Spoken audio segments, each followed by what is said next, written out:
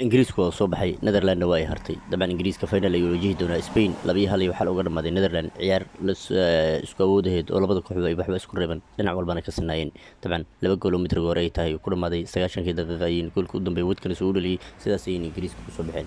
netherland waa iska hartay inkastay dadaashay goolkan ayada loo martay ciyaarta bilowgeediiba. hal gool oo Simonis u dhaliyay ayay ku hogaamiyeen ciyaarta, balse 18 daqiiqo kadib goolkaas ma sii jirin oo rigoore Harry Kane uu dhaliyay ayaa lagu bareejiyay. 90 daqiiqana Watkins ayaa ka dhaliyay goolkii guusha, sidaas ayay ingiriiska uga soo baxeen. markii labaad oo xiriir ay muddo 4 sano Southgate uu geynaya ingiriiska finalka, waxaana lagu sheegi karaa taariikhda sida ay qorayso macalinka ugu fiicnaa ingiriiska guul fiican ku hogaamiyo, inkastoo dhaliilo badan uu leeyahay, balse macalinka fiican weli lama hayo. macalimiin ajnabi ah xitaa ingiriisku waa ay soo mareen. ingiriisku wuxuu wajihi doonaa Spain oo xaalkeedu uu aad u adag yahay, koox laga dhamaan karana ayna ahayn. inuu isjirin waa uu ku qasban yahay, marka kanne wuxuu ku qasbanaan doonaa inuu qaado finalka Berlin ka dhici doono, walow sanadkii hore oo dalkiisa